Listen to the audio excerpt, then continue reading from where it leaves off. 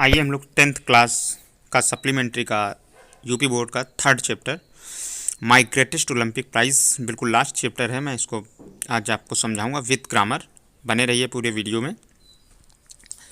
अर्थ grammar आपको सारे word की मीनिंग भी बताऊंगा। ठीक है, इसे जीजे जोन्स ने लिखा है। ठीक है, पहले लेसन के विषय में थोड़ा सा जान लेते हैं जो जानकारी दी गई है। ये दो लोगों के स्पोर्टमैन की कहानी है। ठीक है, जीजे जोन्स one of the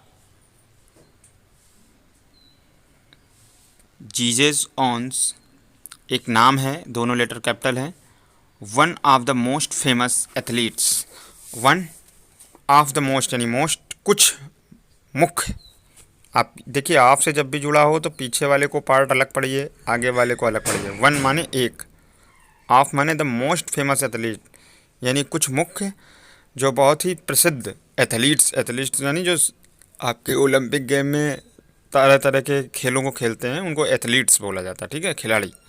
तो मुख्य प्रसिद्ध खिलाड़ियों में से एक है इन हिस्ट्री, इतिहास में कुछ मुख्य प्रसिद्ध खिलाड़ियों में से एक हैं। नरेट हिज एक्सपीरियंस, नरेट माने वाक्यांश में संग्रहित कर दिया है। हिज एक्सपीरियंस अपना अनुभव। At the Berlin Olympic, Berlin की ओलंपिक गेम का। He is of the opinion, उनका ओपिनियन यानी उनकी राय थी। ठीक है, he is of the opinion, उनकी राय थी दैट की the sport should be free, the sport यानी खेल शुड बी होने चाहिए, फ्री यानी मुक्त, फ्रॉम एनी पॉलिटिकल और रिलीजियस इंटरफेरेंस, जो है किससे मुक्त होने चाहिए, फ्रॉम यानी एनी पॉलिटिकल कोई भी राजनीतिक और रिलीजियस यानी धार्मिक, इंटरफ्रेंस यानी बाधा के। ठीक है, इनसे दूर होने चाहिए। इंटरफ्रेंस का मतलब हस्तक्षेप बोल सकते हो आप। तो राजनीतिक और धार्मिक हस्तक्षेप से मुक्त होने चाहिए। They should be played with the spirit of a sportsman, they माने वे, शुड बी प्लेड वो हमेशा खेले हैं। ठीक है, with the spirit of sportsman, एक अच्छे खिलाड़ी की भावना के साथ। ठीक है, रीड दिस स्टोरी, देखिए अब शुड भी लगा है, प्लेड भी लगा है, तो अब आप सोच सकते हो ये सेंटेंस कैसा है, पैसिव है। Read this story and know how two rival can be best friends. Read this story, इस कहानी को पढ़ो, एंड और नो माने जानो, हाउ माने कैसे, two rivals can be best friends. ठीक है, तो विरोधी मतलब प्रतिस्पर्धी वाले खिलाड़ी कैसे बेस्ट फ्रेंड हो सकते हैं। ठीक है, आइए पढ़ते हैं अब हम लोग की स्टोरी यहाँ से शुरू होती है। देखिए इट, आपको ये देखो फिगर में हम आपको दिखा देते हैं कि जो है कौन थे जीजे जोन्स, और आप इसमें देख सकते हो। ठीक है, जीजे जोन्स और लुज लॉन्ग जिनकी ये कहानी है, और कब की है आप पूरा इसको पढ़ते हैं फिर उसके साथ फिगर के साथ देखते हैं। इट वाज द समर 1936, ये गर्मी 1936 की बात है। The Olympic games were being held in Berlin, held माने होता है आयोजित होना, क्या होता है आयोजित होना। तो Olympic games were being held, आयोजित हो रहे थे इन द बर्लिन। ठीक है, अब वर भी लगा है, बीइंग भी लगा है, इसका मतलब भी ये भी पैसिव वॉइस है। ठीक है, हेल्ड इन बर्लिन, बर्लिन में आयोजित हो रहे थे, ओलंपिक खेल बर्लिन में आयोजित किए गए थे। ठीक है, या ये कहो कि बर्लिन, क्योंकि जब ओलंपिक गेम होते हैं तो कोई शहर या कोई देश उसका आयोजन करता है, तो इस वजह से आयोजन करने वाला वो देश हुआ और गेम नहीं हुआ, लेकिन गेम किसने किए तो इस देश ने किए, इस वजह से ये पैसिव वॉइस बना हुआ है। ठीक है, फिर बिकॉज, क्योंकि Adolf Hitler childishly insisted that the performers were members of a master race. Adolf Hitler, उस समय जर्मनी के में जो शासन चलता था वो हिटलर का था। आपने हिटलर का नाम खुद सोशल साइंस सोशल स्टडी में हिस्ट्री में सुना होगा। तो इन इंस्टीटेड दैट हिज परफॉर्मर्स यानी उनके जो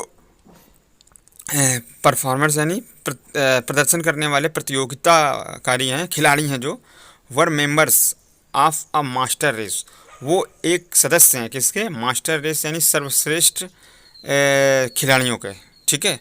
नेशनलिस्टिक, देखिए चाइल्डलेसी का मतलब हो गया मूर्खतापूर्ण, ठीक है। चाइल्डलेसी का मतलब यहाँ मूर्खतापूर्ण लिया जाएगा, ध्यान रखिएगा।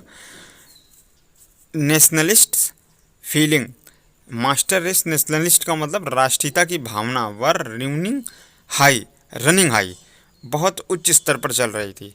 जो हिटलर था, हिटलर की सोच थी कि हमारे यहाँ पे जो है सभी खिलाड़ी जो है, मास्टर रेस का मतलब ये हो गया, एक मुहावरा है ये कि जैसे हमारे से अच्छे खिलाड़ी कहीं हो ही नहीं सकते हैं।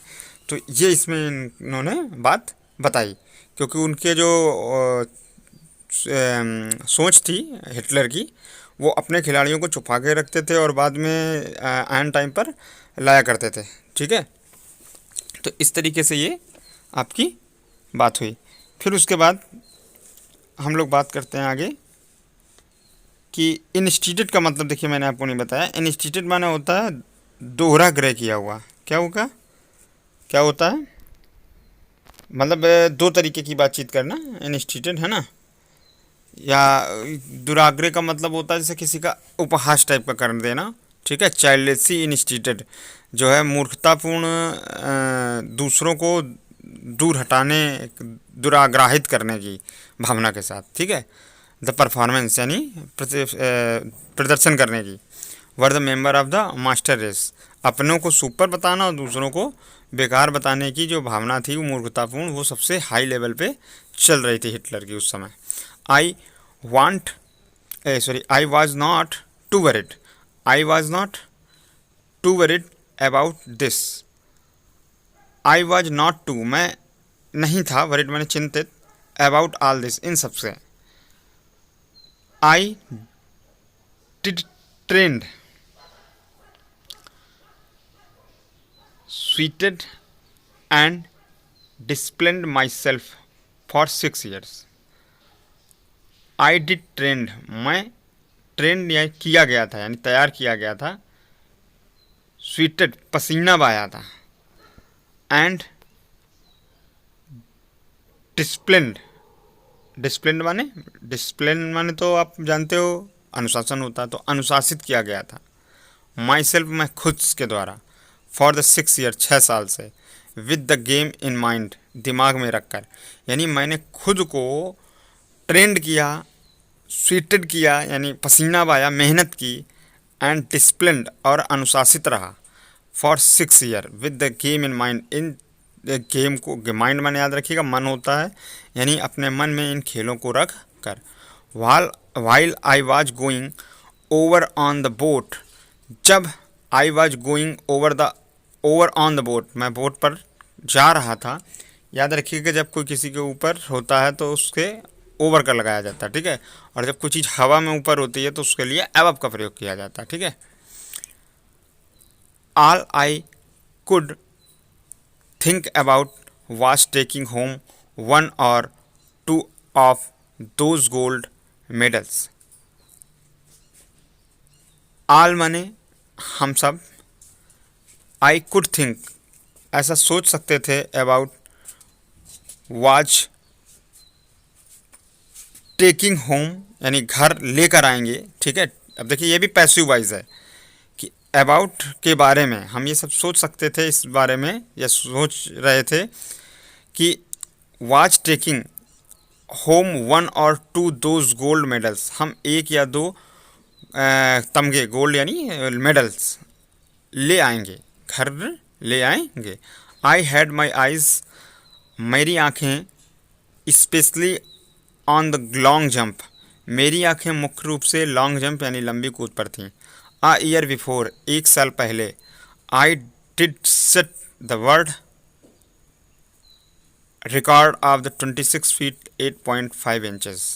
मैंने 1 साल पहले ही 26 फीट 8.5 इंच, ठीक है, 12 इंच का 1 फुट होता है, तो आप इसमें अंदाज लगा सकते हो कि लगभग 27 फुट में कितने इंच कम, ठीक है, 3.5 इंच कम, 3.5 इंच कम है, नहीं तो 27 फीट है ये। Everyone expected me to win, सभी मुझसे आशा लगाए थे to win that Olympic events easily. Win यानी जीत जाएंगे, दैट की ओलंपिक इवेंट्स इजली बड़े आसानी से। ठीक है, सभी लोगों को ये आशा थी कि मैं बड़े आसानी से ओलंपिक गेम जीत जाऊंगा। ये कौन बोल रहा है? जीजे जॉन्स बोल रहे हैं। ठीक है, फिर उसके बाद आगे हम लोग पढ़ते हैं। I was in for a surprise when the time came for the long jump trials. I was in for a surprise, मैं आश्चर्यचकित था। I was in for a surprise, मैं आश्चर्यचकित था या आश्चर्य में पड़ गया था। When the time came for the long jump trials, जब लॉन्ग जंप का खेल का बारी आई। ठीक है, समय आया। I was started to see a tall boy hitting the pit at almost 26 feet on his practice leaps. I was started, जब मैंने शुरू किया था, to see देखना, a tall, I was started to see मैंने देखना शुरू किया था, a tall boy यानी एक लंबा लड़का, hitting the pit यानी पीठ थपथपाना। ठीक है, as almost मुख्य रूप से 6 feet on his practice leap, वह 26 फीट प्रैक्टिस लीप में ही कूद रहा था। He happened to be the German named Luz Long, he happened यानी जिस उसके द्वारा ये जो घटित किया गया था। He happened to be a German named, एक जर्मन नाम के व्यक्ति लुजलॉन्ग के द्वारा यह घटित किया गया था, यह हुआ था, उसके द्वारा ये घटना की गई थी। ठीक है, I was told that Hitler had kept him. I was told, मैंने कहा, दैट की Hitler had kept him, Hitler ने उसे रखा था। हिडन अवे, सब छुपा कर दूर सभी से। Evidently hopping he would win the jump, evidently ताकि निश्चित रूप से, hopping he would win the jump ताकि वो आसानी से ही मैच जीत सकेगा। ठीक है, इसलिए चलिए इस वीडियो में इतना ही रखते हैं, फिर अगला हम लोग शेष अगले भाग में करेंगे। ठीक है, नहीं तो वीडियो बहुत बड़ा हो जाएगा। तो आप कुछ इसमें मीनिंग्स याद रखिए और इन मीनिंगों को दोहराइए। ठीक है।